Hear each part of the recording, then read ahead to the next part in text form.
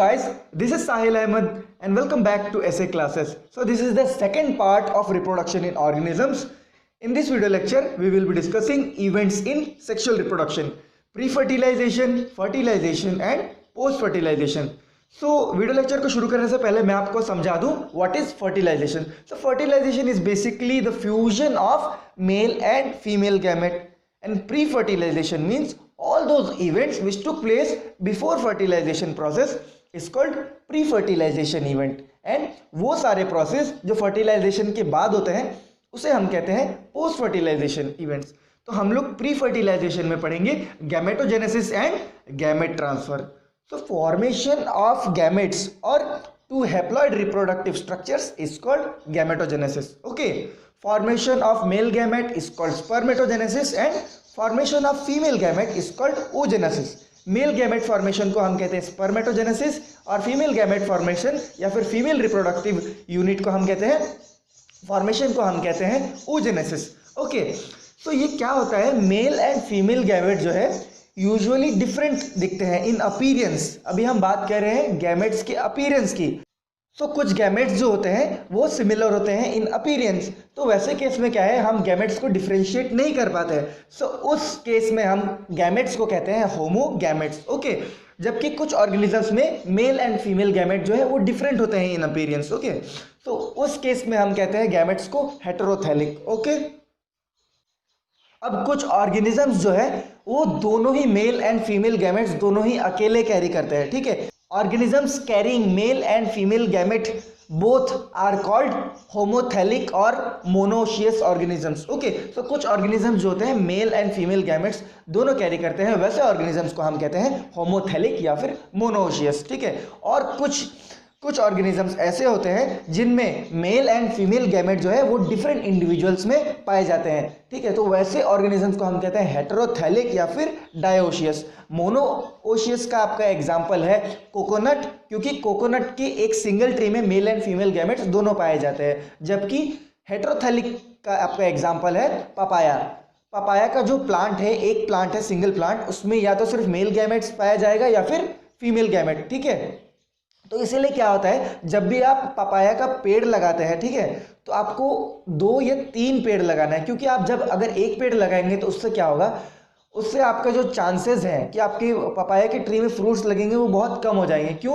क्योंकि हो सकता है आपने जो ट्री लगाया है वो मेल ट्री हो, ठीक है, या फिर हो सकता है वो फीमेल ट्री हो. अगर एक लगाएंगे तो क्या होगा, फर्टिलाइजेशन का प्रोसेस नहीं होगा, और वहाँ पे फर्टिलाइजेशन नहीं होगा तो फ्रूट फॉर्मेशन नहीं होगा. ठीक है, आप जब भी पपाया का प्लांट लगाए तो 2 या 3 एक साथ लगाए. ठीक है, तो अब हम लोग बात कर लेते हैं, ये तो हो गई गैमेट्स की बात. अब कुछ ऑर्गेनिजम्स के पास दो सेक्सुअल रिप्रोडक्टिव स्ट्रक्चर्स भी प्रेजेंट होते हैं. वैसे ऑर्गेनिजम्स को क्या कहते हैं? So some organisms carry both, some organisms have both male and female reproductive structures. Okay, so those organisms are called hermaphrodites. Example, earthworm, tapeworm, okay, sponges, etc. So these are called hermaphrodites because they carry both male and female sexual reproductive structures. तो अब बात कर लेते हैं हम gamete transfer की. तो gamete transfer जो है क्यों जरूरी है? गैमेट ट्रांसफर जरूरी है ताकि फर्टिलाइजेशन का प्रोसेस हो सके, जाइगोट फॉर्मेशन हो सके और नया एक इंडिविजुअल क्या है ग्रो कर सके, ताकि कंटिन्यूटी ऑफ स्पीशीज यानी कि रिप्रोडक्शन का जो साइकिल है उसे कंप्लीट किया जा सके. तो अलग अलग ऑर्गेनिजम्स में क्या है, अलग अलग तरह से रिप्रोडक्शन का प्रोसेस होता है. तो कुछ ऑर्गेनिजम्स में वाटर के थ्रू रिप्रोडक्शन होता है, ठीक है, यानी कि गैमेट ट्रांसफर होता है. कुछ ऑर्गेनिजम्स में एयर के थ्रू आपके गैमेट ट्रांसफर होते हैं, और कुछ ऑर्गेनिजम्स जो है मेल जो है डायरेक्टली फीमेल बॉडी के अंदर इंजेक्ट कर देता है. तो इस तरह से गैमेट ट्रांसफर होते हैं. तो यूजुअली क्या होता है, ज़्यादातर मेल गैमेट्स जो है वो मोटाइल होते हैं और फीमेल गैमेट्स जो है वो नॉन मोटाइल होती है. ठीक है, कुछ प्लांट्स जैसे कि लोअर प्लांट्स जैसे कि एल्गे एंड फंगी में क्या है, आपका दोनों ही मेल एंड फीमेल गैमेट्स जो है वो नॉन मोटाइल होता है. ठीक है, मेल एंड फीमेल गैमेट्स दोनों ही नॉन मोटाइल होते हैं. वहाँ पे वाटर एज एक्ट करता है as a medium for gamete transfer. और कुछ लोअर प्लांट्स जैसे कि एल्गे, ब्रायोफाइट्स, टेरिडोफाइट्स, उनमें भी क्या है, water act as a medium for gamete transfer. अब ये तो बात होगी एल्गी की, प्लांट्स की. अब बात करते हैं हम फ्लावर्स की. फ्लावर्स में किस तरह से आपका गैमेट ट्रांसफर होता है. ठीक है, मान लो ये 2 यूनिसेक्सुअल फ्लावर्स है, एक मेल फ्लावर है एक फीमेल फ्लावर है. तो इसमें से क्या है, एंथर जो है पोलन ग्रेन्स रिलीज करता है और पोलन ग्रेन्स विंड्स के थ्रू स्टिग्मा में जाके लैंड करता है। तो इसी प्रोसेस को हम फर्टिलाइजेशन करते हैं। तो इसी तरह से ये क्या है, गैमेट ट्रांसफर हो रहा है। So this is called pollination. ठीक है, तो अब आ जाते हैं हमारे सेकंड इवेंट की ओर, जो कि है फर्टिलाइजेशन। तो fertilisation is simply fusion of male and female gamete, ठीक है, टू फॉर्म जाइगोट। अब क्या है, फर्टिलाइजेशन भी दो तरह से होता है, internal fertilisation and external fertilisation. तो अब बात कर लेते हैं internal fertilisation and external fertilisation के बीच के डिफरेंसेस। तो इंटरनल फर्टिलाइजेशन में क्या है, आपका जो फ्यूजन होता है मेल एंड फीमेल गेमेट का, वो फीमेल बॉडी के इनसाइड होता है, जबकि एक्सटर्नल फर्टिलाइजेशन में आपका जो फ्यूजन होता है वो होता है फीमेल बॉडी के outside. So in internal fertilization, fusion of male and female gametes takes place inside the female body, and in external fertilization, fusion of male and female gamete takes place outside the female body. ठीक है, so in internal fertilization, large number of sperms are produced, large number of male gametes are produced, but numbers of female gametes produced are less. जबकि in external fertilization, large number of male and female gametes are produced to enhance the chances of syngamy. syngamy का भी मतलब fertilization ही है, ठीक है।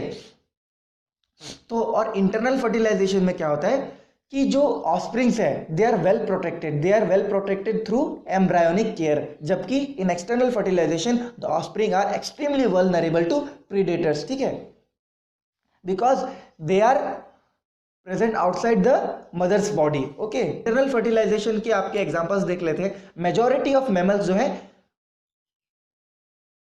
Of mammals including humans में ये जो है इंटरनल फर्टिलाइजेशन पाया जाता है, जबकि बोनीफिश, फ्रॉग्स एक्सेट्रा में आपका एक्सटर्नल फर्टिलाइजेशन पाया जाता है। तो अब यहाँ पे बहुत ही इंटरेस्टिंग चीज मैं आपको बताने वाला हूँ। तो बहुत सारे organisms mail and female gametes produce कर रहे हैं, बट कुछ ऑर्गेनिजम्स जो है, मान लो ये फीमेल गैमेट जो है वो डायरेक्टली एक नया इंडिविजुअल में ग्रो करता है without fertilisation. It is the phenomenon in which the female gamete directly develops into an adult without the process of fertilization. Okay, तो ये आपका पाया जाता है, इस phenomenon को हम कहते हैं पार्थेनोजेनेसिस। ओके, तो इस phenomenon को हम पार्थेनोजेनेसिस कहते हैं। ये आपका पाया जाता है रोटीफर्ड्स में, कुछ लिजार्ड्स में और कुछ बर्ड्स जैसे कि टर्की में और हनी बीज में, ठीक है। तो ये तो आपके हो गए फर्टिलाइजेशन के इवेंट। अभी हम लोग बात करते हैं हमारे थर्ड इवेंट की, जो कि है पोस्ट फर्टिलाइजेशन। पोस्ट फर्टिलाइजेशन के अंदर हम लोग देखेंगे जाइगोट डेवलपमेंट एंड एम्ब्रायोजेनेसिस। तो अब बात कर लेते हैं जाइगोट डेवलपमेंट क्या है। सो मेल एंड फीमेल गैमेट्स का फ्यूजन होने के बाद जाइगोट बना, फिर जाइगोट का जो डेवलपमेंट होता है वो सेल्स डिवाइड करते हैं और एक नया ऑर्गेनिज्म में धीरे धीरे करके ग्रो करता है। तो इसी फेज को हम लोग जाइगोट डेवलपमेंट कहते हैं। तो जाइगोट का जो डेवलपमेंट है वो डिपेंड करता है उसके ऑर्गेनिजम्स के लाइफ साइकिल और उसके एनवायरनमेंट पे। तो जाइगोट फॉर्मेशन जो है वो इंटरनल फर्टिलाइजेशन में फीमेल बॉडी के अंदर पाया जाता है, जबकि जाइगोट एक्सटर्नल फर्टिलाइजेशन में फीमेल बॉडी के बाहर पाया जाता है, ठीक है।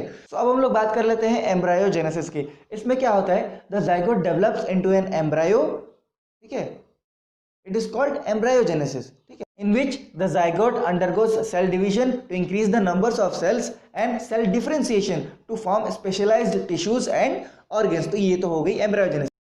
तो अब बात करते हैं ओविपेरस एंड विविपेरस एनिमल्स के बारे में। तो ऐसे ऑर्गेनिजम्स जो अंडे देते हैं उनको हम ओविपेरस एनिमल्स कहते हैं, और ऐसे ऑर्गेनिजम्स जो डायरेक्टली एक बच्चे को जन्म देते हैं वैसे एनिमल्स को हम कहते हैं विविपेरस एनिमल्स। तो फटाफट से इन दोनों के डिफरेंशिएशन कर लेते हैं। तो जल्दी से हम ओविपेरस एंड विविपेरस के थोड़े डिफरेंसेस देख लेते हैं। So oviparous animals are those animals which lays egg, ठीक है, and viviparous animals are those animals which gives birth to young ones. Okay, in oviparous animals the fertilized eggs are laid in the environment, and in viviparous animals the offspring or the offspring develops inside the female body, ठीक है। In oviparous animals, the development of zygote takes place outside the female body, and in viviparous animals, the development of the offspring or zygote takes place inside the female body. So, in oviparous animals, the fertilized eggs are extremely vulnerable to predators, क्योंकि जो मान लो ये मुर्गी है, मुर्गी ने fertilised egg दिया, यानी कि उसने वो मुर्गी अंडे देती है, तो वो अंडे को मान लो कोई भी जानवर उठा के ले जा सकता है, कोई इंसान उठा के ले जा सकता है। तो वहाँ पे वो क्या है कि वो जो ऑफस्प्रिंग है, ठीक है, वो क्या है, extreme, it is very extremely vulnerable to predator. जबकि in viviparous animals it is not very extremely vulnerable to predators because it is well protected through embryonic care of mother। ठीक है, ओविपेरस एनिमल्स के example है lizards और birds etcetera, जबकि viviparous animals के example है all the mammals, यानी कि majority of mammals including humans.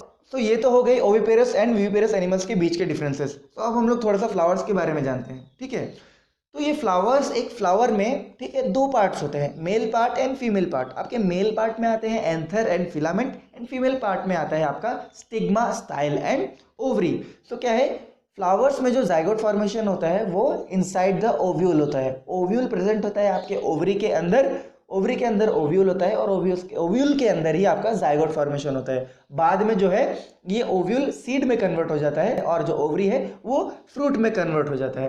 तो ये ओव्यूल जो है सीड में कन्वर्ट हुआ, वो फेवरेबल कंडीशन आने पर वो सीड जो है जर्मिनेट करता है और एक नया प्लांट बनाता है।